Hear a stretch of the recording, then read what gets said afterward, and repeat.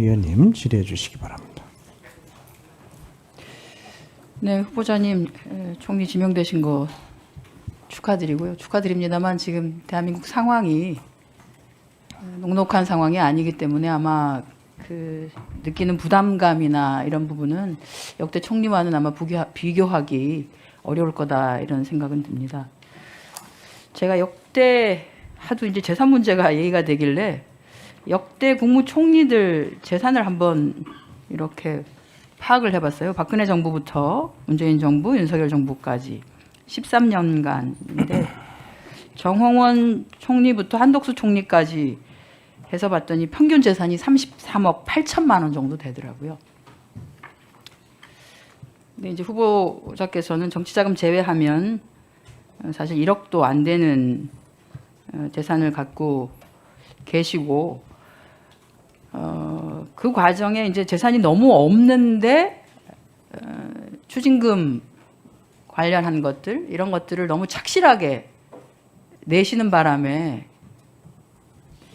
한 번도 우리가 인사청문회에서 들여다보지 않았던 출판기념회, 경조사 비용 이런 것까지 들여다보는 사실 역대 인사청문회에서 저는 출판기념회 비용 얼마나 들어왔는지를 물은 기억도 없고요.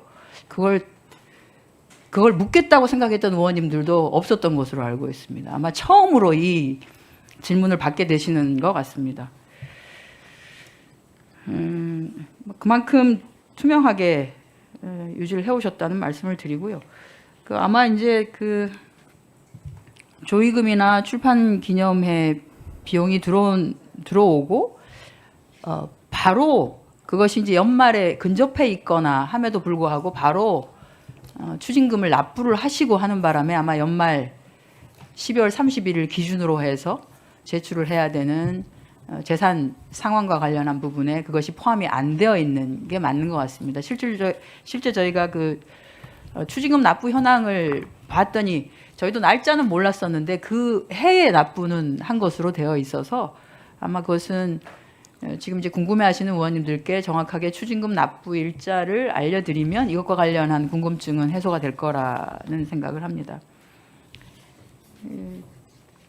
우리가 이제 앞으로는 그러면 계속 이제 인사청문회 하면은 출판기념회 경조사비 문제 제기를 해야 될 것 같은데 우리가 국회의원들도 공직자윤리법에 따르면 맞습니다. 다 보고하게 되어 있습니다. 보고하게 되어 있기 때문에 그러면 대개 연말에 근접해서 다들 출판기념회를 하지요. 왜냐하면 특히 총선 출마 예정자 같은 경우에는 아마 출마 예정 언제까지 출판기념회를 하라고 되어 있기 때문에 그 전에 연말 아니면 당해의 1월 정도에 거의 다 하셔서 그 전 연말에 하신 분들은 연말 재산 등록 기준 했을 때 거기에 들어가거나 아니면 그 다음에 총선 출마해에 출판기념회를 하신 분들 같은 경우에는 국회의원 후보자 재산명부 등록할 때 그게 들어가 있을 거라고 보고요. 관련해서는 우리 스스로도 그러면 한번 다 전수조사 해야 되는 거 아닌가라고 하는 말씀도 드리겠습니다. 그것은 경조사 부분도 마찬가지라고 생각됩니다. 여기 계신 분들 많은 분들이 사실 경조사에도 해당이 되시고 출판기념회도 해당이 되십니다. 그래서 우리가 이제 누구에게 어떠한 정치적 의도를 안 가질 수는 없겠죠. 후보자에 대한 인사청문을 할 때. 그러나 정치적 의도를 가지고 질의할 때는 조금은 같은 공직자로서 의원들의 지금 상황은 어떤가에 대한 것도 같이 얘기를 해야 되는 거 아닌가라는 생각을 좀 해봅니다. 제가 시간이 그렇게 많이 남지는 않았습니다만 조금 아빠 찬스 얘기하는 부분에 대해서도 언론에서 몇 개 얘기가 되어서 자제분 관련한 거 예, 하도록 하겠습니다. 일단은 크게는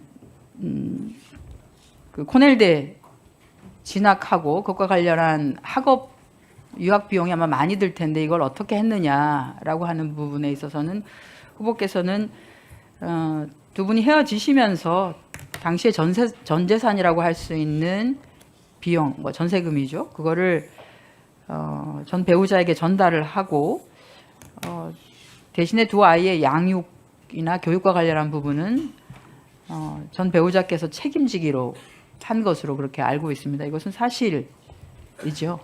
네, 그렇습니다. 네, 그렇기 때문에 지금 아마 이제 왜 아이들이 유학까지 갔는데 비용을 정말로 하나도 보낸 게 없느냐라고 하는 부분에 대해서 의문을 제기하시는데 이것은 이제 두 분이 결정한 과정에 대해서는 개인적인 어찌 보면 이제 집안의 내용이고 하기 때문에 이런 부분 정도는 조금 존중을 해주시는 것이 좋지 않나라고 하는 말씀을 좀 드리겠습니다. 그리고 또 하나가 이제 그 장남의 동아리 활동인데요. 청신국제고 관련한 부분입니다. 이것도 본인은 굉장히 억울할 수 있겠습니다. 그 본인이 회장도 아니고 동아리가 표절방지위원회 동아리입니다. 표절방지위원회. 왜 이게 생겼을까라고 생각해 보면 2023년인데요.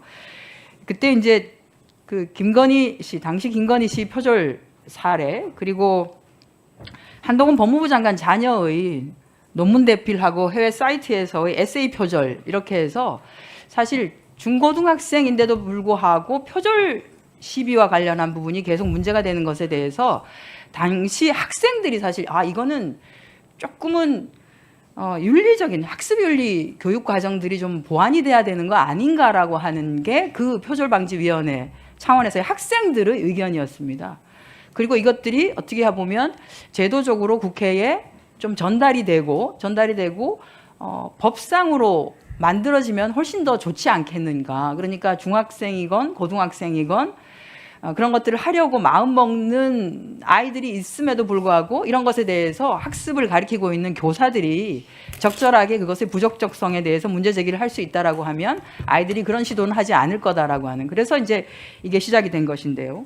그 내용이 어찌 보면 그 청소년들이 굉장히 스스로가 그 동아리 활동을 통해서 제대로 된 학습 과정의 문제들을 찾기 위해서 했던 것이 이게 잘못 평가되는 거에 대해서는 저는 조금 오히려 문제가 있는 거 아닌가 그런 생각이 들고요. 이런 것들이 오히려 아빠 찬스로 부합되는 거에 대해서는 좀 억울하실 수 있겠다는 생각이 들어요.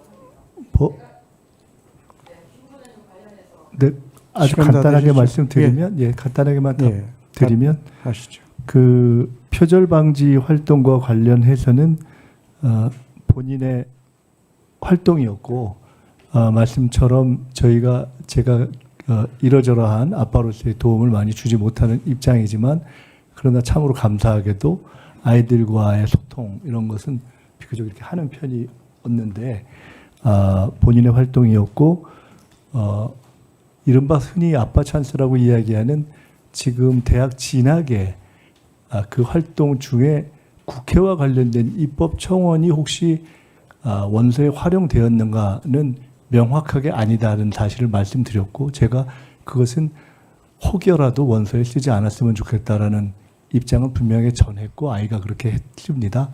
그리고 인턴 문제에 대해서는 그 사실 저도 모르고 나중에 들어보니까 엄마, 누나 다 몰랐는데 본인이 그거를 뚫어서 그래서 그것을 아마 그 사안에 대해서 질문한 언론들에게 해당 그 해외 대학의 교수가 이렇게 해서 내가 실제로 인턴을 했다라는 것을 이메일을 보내준 것을 저도 간접적으로 전해서 받았기 때문에 그 문제에는 전혀 이른바 아빠 찬스와는 전혀 없다, 이렇게 말씀드릴 수 있습니다. 네.